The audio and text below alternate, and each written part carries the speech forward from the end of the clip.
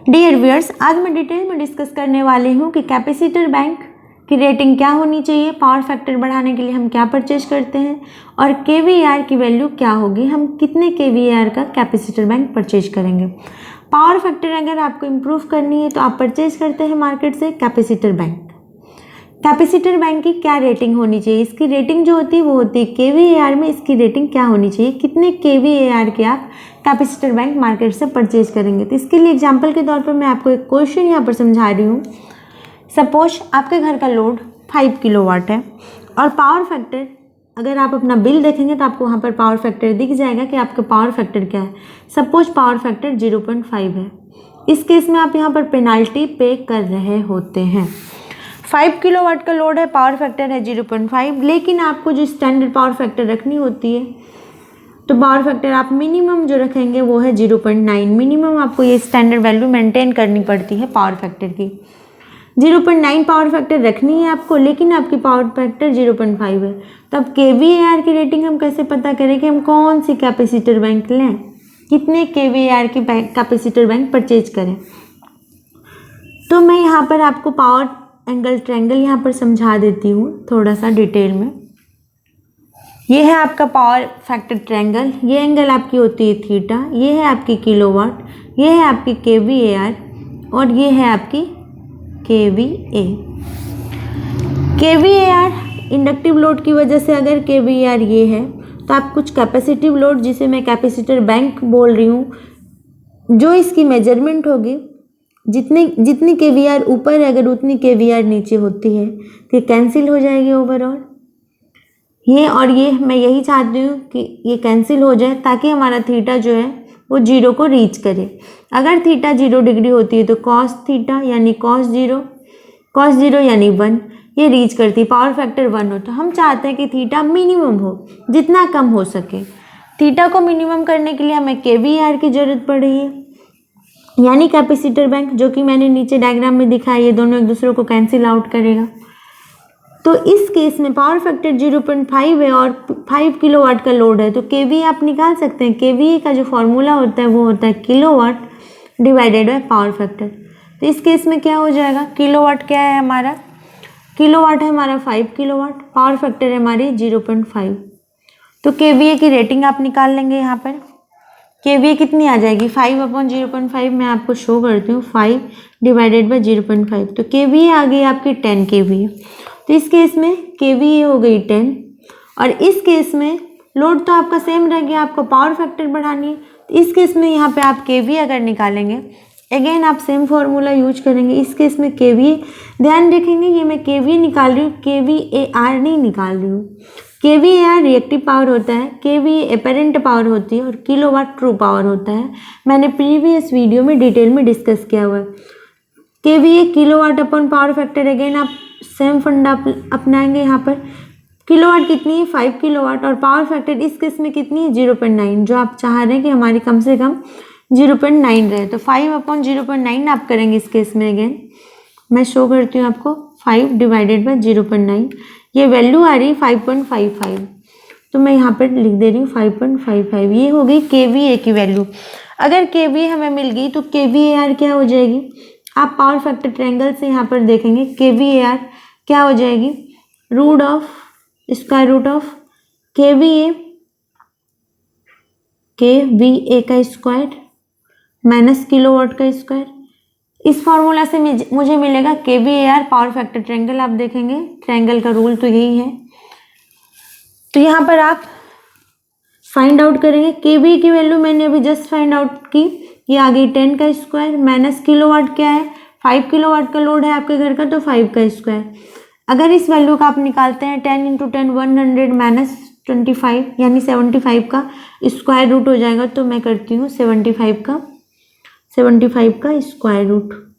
ये आ गई वैल्यू 8.66025, ये आई आपको 8.66025। सिमिलरली दूसरे केस में भी आप फाइंड आउट करेंगे केवीआर क्या होगी। अगर मैं यहाँ पर केवीआर की बात करूँ, इस केस में केवीए का स्क्वायर, केवीए कितनी आई 5.55, तो आप यहाँ पर करेंगे 5.55 का स्क्वायर माइनस करेंगे किलोवाट, किलोवाट हमारी 5 सेम है। सेम लोड के लिए मैं कह रही हूँ ना पावर फैक्टर मुझे बढ़ानी है, तो सिर्फ पावर फैक्टर ही तो चेंज कर रही हूँ ना, लोड तो हमारा सेम रह गया। तो आप यहाँ पे करेंगे 5 का स्क्वायर। अगर आप यहाँ पर इसे फाइंड आउट करते हैं तो इसकी वैल्यू आती है आपकी, मैं आपको शो भी कर देती हूँ यहाँ पर, 5.55 का स्क्वायर, 5.55 का स्क्वायर, ये वैल्यू आ गई इतनी, माइनस 5 का स्क्वायर यानी 25, ये वैल्यू आ गई 5.80। इसका मुझे स्क्वायर रूट निकालना है, रूट ऑफ मैं आंसर करती हूँ, ये आ गई वैल्यू 2.4088, 2.4088। कैपेसिटर यानी केवीआर मुझे रेटिंग चाहिए। फाइनली हमें क्या चाहिए था, हमें केवीआर चाहिए था। केवीआर इस केस में आप देखेंगे अगर आपका पावर फैक्टर 0.5 है आपके घर का, केवीआर की वैल्यू ये है। अगर आप पावर फैक्टर बढ़ाना चाह रहे हैं तो केवीआर की वैल्यू आती है ये। इसका मतलब आपके कैपेसिटर बैंक की रेटिंग क्या होनी चाहिए, तो आपके कैपेसिटर बैंक की रेटिंग इस दोनों का डिफरेंस होना चाहिए। यानी आप जो कैपेसिटर बैंक खरीदेंगे इस केस में, तो ये होगी 8.66025 माइनस 2.4088, ये हो गई आपकी केवीएआर। केवीएआर में आप मेजर करते हैं ना इसको, तो अगर मैं दोनों को माइनस करती हूँ, मैं एक और मेथड से आपको बताऊंगी कि केवीआर आप कैसे निकाल सकते हैं। मैं 2 मेथड बताने वाली हूँ। 8.66025 माइनस कर लेंगे आप कितनी, 2.4088, ये आ गई आपकी 6.25, यानी यहाँ पर आंसर आपका आता है 6.25 केवीएआर के आप कैपेसिटर बैंक परचेज करते हैं। कैपेसिटर बैंक आप परचेज करते हैं 6.25 केवीएआर की। किस केस में, आपका लोड है 5 किलोवाट और आपके घर की पावर फैक्टर 0.5 है। आप बिजली बिल में भी देख लेंगे कि लोड क्या है, पावर फैक्टर क्या है। अब आप कंसीडर करेंगे कि आपको पावर फैक्टर कितनी रखनी, 0.9 रखनी है तो आप 0.9 के हिसाब से निकालेंगे, अगर 1 रखनी है तो आप 1 के हिसाब से निकालेंगे। तो ये आपकी आती है कैपेसिटर बैंक की रेटिंग। दोनों का जो डिफरेंस होगा वो उस केवीएआर की रेटिंग की आप कैपेसिटर बैंक परचेज करते हैं। अब हमारे पास दूसरा मेथड भी है। फर्स्ट केस में आपने देखा कि पावर फैक्टर पी जो है वो है 5 किलोवाट का और पावर फैक्टर आपकी है 0.5। हमें पावर फैक्टर कितनी रखनी है, तो हमें पावर फैक्टर चाहिए 0.9। ये क्या है, ये रिक्वायर्ड है, तो मैं यहाँ पे रिक्वायर्ड लिख दे रही हूँ ब्रैकेट में, ये है रिक्वायर्ड। ये है हमारा क्वेश्चन। आपके घर में सपोज 5 किलोवाट का लोड है, आप यहाँ पे 10 कर लें, 3 कर लें, 2 कर लें, पावर फैक्टर जितनी है आपके घर में आप उतना ही यहाँ पर रखें। और पावर फैक्टर आपको कितनी चाहिए, रिक्वायर्ड क्या है, 0.9 है। इस केस में हमारे पास फॉर्मूला होता है, वो होता है केवीआर रेटिंग निकालने के लिए, ये होती है P into tan of θ1 minus tan of θ2। आप कैसे निकालेंगे, P की वैल्यू आपके पास गिवन है, P कितनी है 5 किलोवाट। आपको क्या चाहिए, tan θ1, θ1 यानी जो आपके घर में है, आपको गिवन क्या है, आपको चाहिए tan θ1 इक्वल टू वाट और tan θ2। अगर ये दोनों आपको मिल जाता है इसका मतलब आपको केवीआर मिल जाएगी। tan θ1 कैसे मिलेगी, tan θ1 मिलेगी आपको पावर फैक्टर से। पावर फैक्टर क्या है 0.5, पावर फैक्टर को cos थीटा लिखते हैं। cos θ1 आपके पास 0.5 है और cos θ2 जो आपको चाहिए वो हो गई cos ऑफ θ2, ये आपकी 0.9 है। तो यहाँ से आप निकाल लेंगे cos θ1 0.5 है, तो मैं θ1 की वैल्यू निकालती हूँ। cos θ1 यानी θ1 cos इनवर्स 0.5 हो जाएगा, शिफ्ट cos इनवर्स 0.5 हमें यही चाहिए। तो थीटा हो गई आपकी 60, θ1 जो है वो है आपकी 60 डिग्री। दूसरे केस में θ2 कितनी है, θ2 कितनी है, तो cos इनवर्स आप करेंगे यहाँ पर 0.9 shift and cos inverse 0.9 bracket close, ये आ रही 25.84, ये आ गई 25.84, ये आप यहाँ पर देख लेंगे 25.84 आ गई। तो tan θ1 कितनी आएगी, tan θ1 कितनी आएगी, tan ऑफ 60 डिग्री, यही आपको निकालनी है। tan ऑफ 60 कितनी आएगी, तो आप अगेन निकाल लें tan ऑफ 60, ये आ रही है आपकी 1.732 अगेन tan θ1 आपकी निकल गई, tan θ2 कितनी हो गई, tan θ2 ये क्या है, tan ऑफ θ2 कितनी आई 25.84 आप रखेंगे वैल्यू। अगेन आप यहाँ पे फाइंड आउट करेंगे tan ऑफ 25.84, ये कितनी आ रही है, ये आ रही 0.0 10⁻25.84, ये आ रही है आपकी 0.484, तो 0.484। अब मैं इसे डायरेक्ट फॉर्मूला में रख दूंगी। तो kVAR जो मुझे फाइंड आउट करनी, kVAR इक्वल टू आप लिखेंगे P यानी P 5 किलोवाट, tan θ1 आपने निकाला 1.732 और tan θ2 आपने निकाला 0.484। θ1 आपकी 60 डिग्री निकली थी, क्यों? क्योंकि cos θ1 0.5 दी हुई है, तो θ1 cos इनवर्स 0.5 मैंने कैलकुलेट कर लिया कैलकुलेटर से।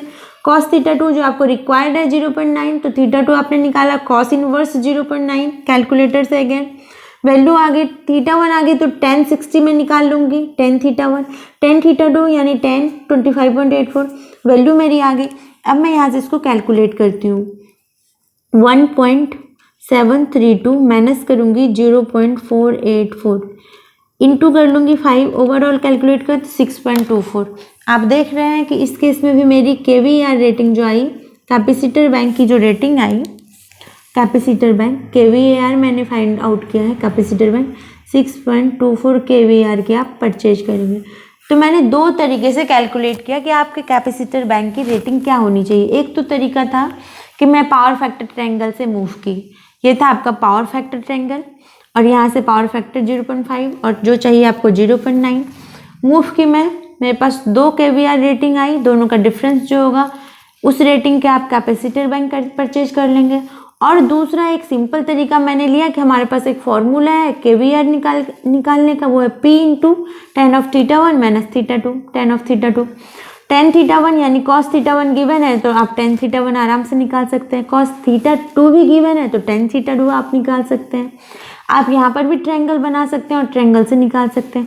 P भी गिवन है, यानी तीनों ही चीज़ मुझे गिवन है, तो kVAR की रेटिंग बहुत आसानी से मैं फाइंड आउट यहाँ से कर ली। तो आप अपने घर में कितने kVAR की आप कौन सी कैपेसिटर बैंक परचेज कर लेंगे, उसकी रेटिंग क्या होनी चाहिए, आई होप कि आपको समझ में आ गया है।